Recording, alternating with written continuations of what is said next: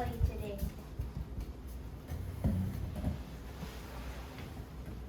Do you know what?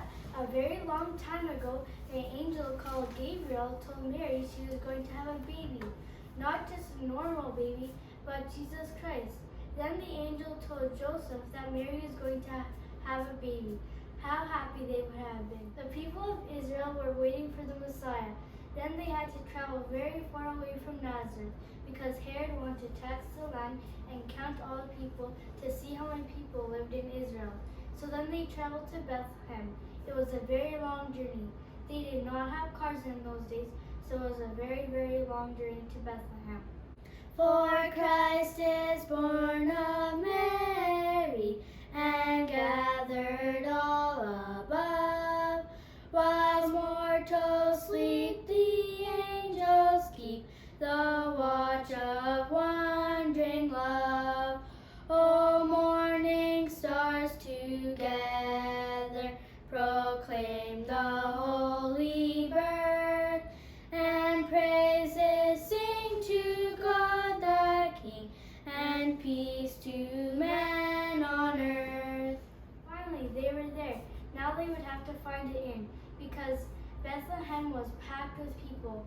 Would there be room for them? They were all filled with people. They should have booked a room online. That would have not worked either. Then they went to another inn. They were full too, but they said he could stay in his barn. This was their only choice, so they went to the barn.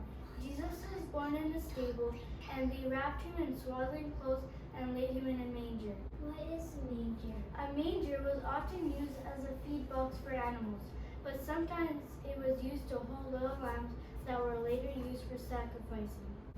Let's say our memory verse together. Luke 2 verse 7. And she brought forth her firstborn son, and wrapped him in swaddling clothes, and laid him in the manger, because there was no room for them in the inn. What are waddling clothes? Swaddling, not waddling. Swaddling clothes are pieces of cloth used to wrap up babies and also little lambs to keep them warm. Laid in a manger, no crib for a bed. The little Lord Jesus laid down his sweet head. The stars in the sky looked down where he lay. The little Lord Jesus asleep on the hay. That night that Jesus was born, there were some angels watching their sheep in the fields.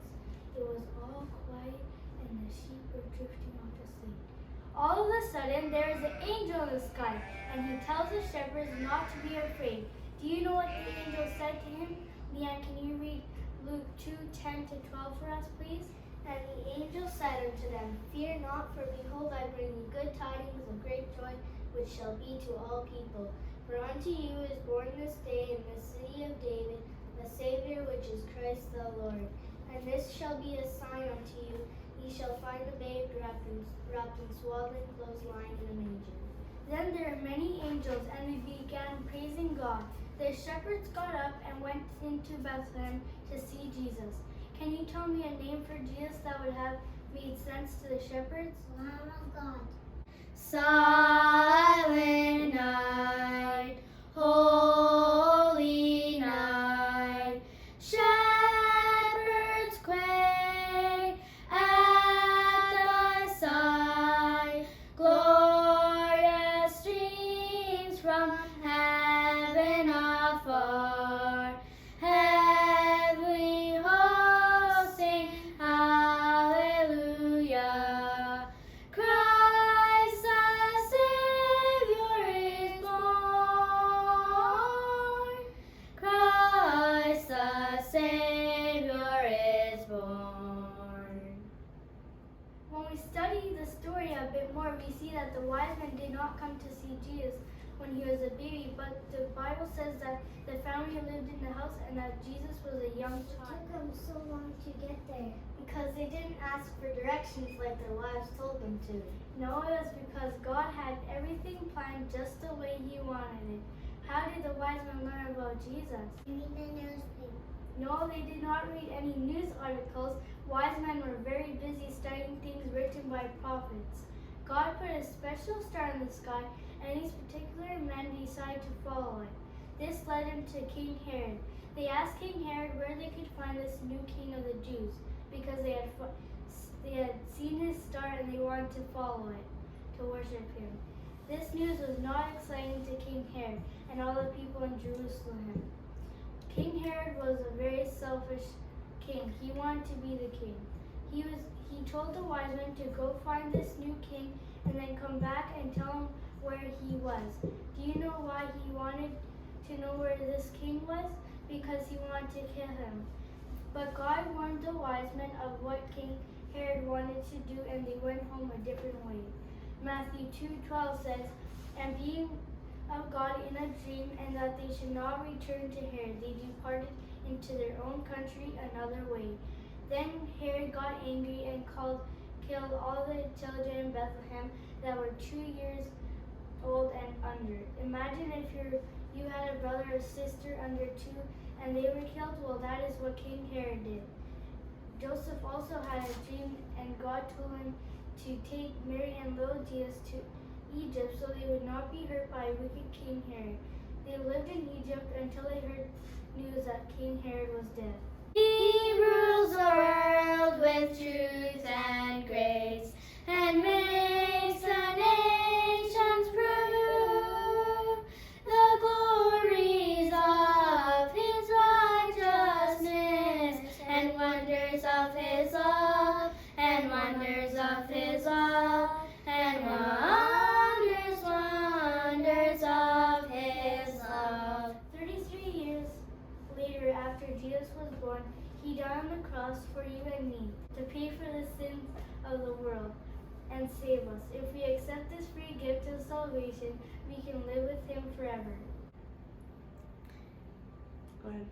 In the old rugged cross, stained with blood so divine, a wondrous beauty I see. For 'twas on that old cross Jesus suffered and died to pardon and sanctify me. So I'll cherish the old rugged cross till my trophies at last I lay down. I will cling to the old rugged cross and exchange it someday for a crown. The very best way to have a wonderful Christmas is to make sure you have accepted God's free gift of salvation for yourself. It is not hard. There are a few simple things that you must believe. Believe that you are a sinner and that you cannot work your way to heaven. Romans 3:23 says, "For all have sinned and come short of the glory of God." Next, believe that Jesus loves you and died on the cross for your sins personally. John 3:16 says, "For God so loved the world that he gave his only begotten Son, that whosoever believeth in him should not perish but have everlasting life." Lastly, realize that without Jesus' death on the cross to pay for your sins, you are forever lost and will be separated eternally from God in a lake of fire. John 3:18 says, "He that believeth on him is not condemned, but he that believeth not is condemned already. But he hath not believed in the name of only begotten Son of God." The answer to this problem is very simple. We find the answer throughout the Bible. We can find it in Romans 10:13. "For whosoever shall call upon the name of the Lord shall be saved." We must believe in our hearts that Jesus' death, burial, and resurrection is enough to pay for our sins. We must call upon him. This is the most important decision you will ever make if you have not accepted God's free gift of salvation. Today would be a great day to do that. Salvation is the very best gift you can ever receive. Merry Christmas and a Happy New Year.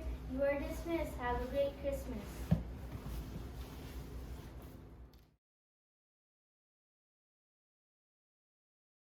Pretzels are for the angels. Marshmallows are for the sheep and the shepherds. Animal cookies are for the donkey and camels. M&Ms are for the men who traveled to see Jesus from the east. Gold is for the gift that the wise men brought. Lifesavers remind us that Jesus saves us forever. Candy canes remind us of Jesus and his blood. Starbirds are for the star that led the wise men.